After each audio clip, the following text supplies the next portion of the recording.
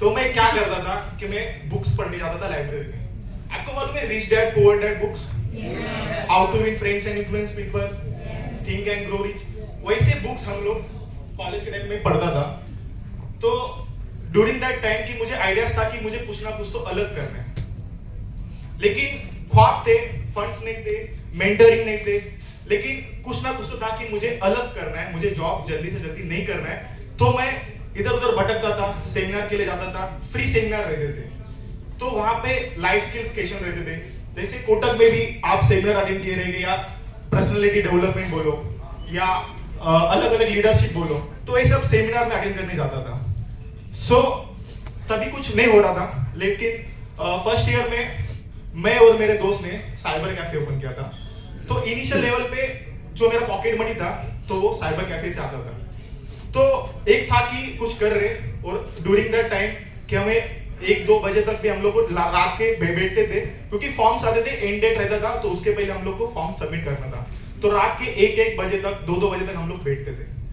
After that कि मुझे समझ आ रहा था कि कस्टमर के साथ कैसे बात करना है, कस्टमर हैंडलिंग बोलो, सपोर्ट बोलो, ये सब आपको बी स्कूल में पढ़ाया जाता है। तो वो सब सिलेबस हम रियल लाइफ एक्सपीरियंस कर रहे थे कि कस्टमर के साथ एंगेज कैसे करना है। आफ्टर दैट सेकेंड ईयर में हम लोग ने श्रीमंत एग्रो की और एक कंपनी ओपन की विथ हेल्प ऑफ 2 फ्रेंड्स। तो आपको मैं बताता हूँ, आपको मालूम है टोफू नाम सुने आपको फूड में? तो एक सोया पनीर उसको बोला जाता है इंडियन लैंग्वेज में। तो वो प्रोडक्ट थे और 2-3 प्रोडक्ट थे। तो वो प्रोडक्ट हम लोग बाय रोड रेस्टोरेंट्स, होटल्स में हम लोग बेचे जाते थे। तो वो सेल्समैन का तो जो जॉब था हम लोग को इरिटेटिंग लगता है, तो हम लोग ऑन फील्ड जाते थे। उधर हमारे दोस्त लोग कॉलेज में फेस्ट एंजॉय करते थे, और हम हमारे दोस्त रोड पे हमारे प्रोडक्ट सेल करते थे। तो एक जर्नी थी, कुछ वहां पे हम लोग सीख रहे थे कि कुछ अलग करना था। तो ड्यूरिंग दैट कॉलेज से ही हम लोग अलग अलग चीजें ट्राई कर रहे थे। ऐसे नहीं कि हम लोग कुछ हासिल भी हो रहा था, हम लोग फेल होते जा रहे थे, कुछ अलग सीखते जा रहे थे। आफ्टर दैट कोविड पैंडेमिक आया, तो श्रीमंत एग्रो को फुल स्टॉप करना पड़ा, क्योंकि फंड्स भी कमी थी और हर एक जन आप अपने फील्ड में एंगेज हो रहे थे। आफ्टर दैट कि मेरा और एक था कि मुझे यूट्यूब में कुछ ना कुछ तो करना था। अभी वो टाइम पे यूट्यूब का इतना क्रेज था कि हर एक जन को यूट्यूबर बनना था, क्योंकि नेम आ रहा था, फेम आ रहा था, ब्रांड्स आ रहे थे, कोलैबोरेशन हो रहा था। तो मेरी जर्नी थी कि मुझे ट्रैवलिंग में कुछ ना कुछ तो अलग करना है। तो मैंने किया ही चेकिंग आपको मालूम है? तो मैंने सोलो ही चेकिंग किया था by taking lift from trucks. तो मैंने ट्रक से लिफ्ट लेके मुंबई टू केदारनाथ तक गया था। तो मैं ट्रक वालों के साथ दिन भर रहता था, उनके खाना पीना, उनका जो नेचर रहता है वो सब मैं एंजॉय कर रहा था, और वो सब वीडियोस मैंने यूट्यूब पे डाले थे। आफ्टर दैट वो वीडियोस के इतना व्यूज नहीं आ रहे थे, लेकिन ठीक है, मुझे कुछ ना कुछ तो अलग करना था। तो सेकेंड ईयर तो मैं फिर से भाग चला सोलो साइकिलिंग के लिए। तो मैंने साइकिल ली सेकेंड हैंड, डेली पंक्चर होता था, डेली इश्यूज आते थे, डेली कुछ ना कुछ अलग अलग वैरायटीज के इश्यूज आते थे, तो वो मैं सॉल्व कर रहा था।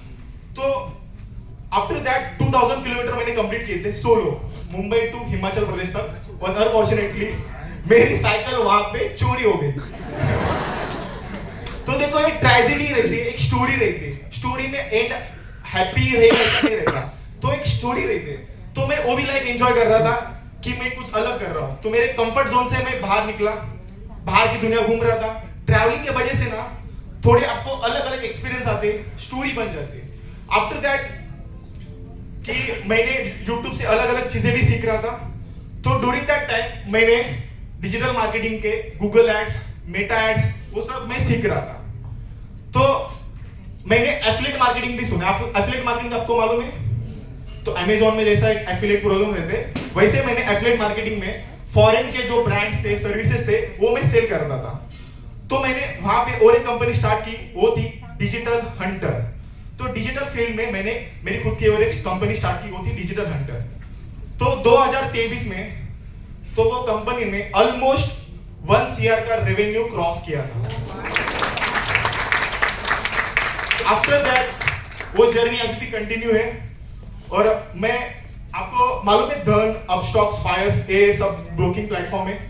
तो मैं धन में एंड फायर्स में एज अ पार्टनर करके वर्क कर रहा हूं। मेरे अंडर 4000 के ऊपर क्लाइंट्स अभी है। तो एक पैसिव इनकम भी चालू है। एंड नाउ 2025 कैंपुरम नाम की और एक कंपनी ओपन की है, वो है एयर फ्रेशनर रिलेटेड एक प्रोडक्ट है जो हम लोग ई-कॉम में लॉन्च किए हैं। ई-कॉम बेस्ड हमारे वेबसाइट से भी है और Amazon, फ्लिपकार्ट वहां पे आप देख सकते हो।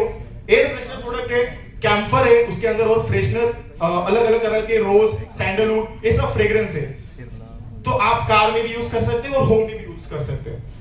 तो कहने का मतलब क्या है कि इंस्पिरेशन मेरे दो थे मेरे लाइफ में।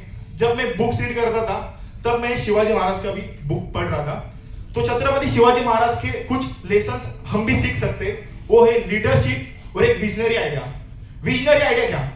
16 साल की उम्र में उन्होंने स्वराज्य स्थापन करने की एक महत्वाकांक्षा रखी। स्वराज्य 2000 उनको देखें ना अपन, मतलब 16 साल की उम्र में।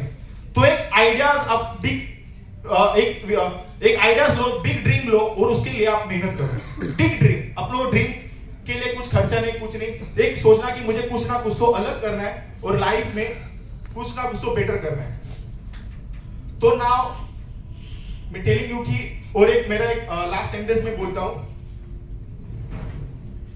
मन के जीते जीत है, मन के हारे हार, हार गए बिन लड़े उन पर है धिक्कार, अपनों के खातिर करना है हमें, अजर अमर कर देना है स्वराज्य हमें। Thank you all, thank you for that.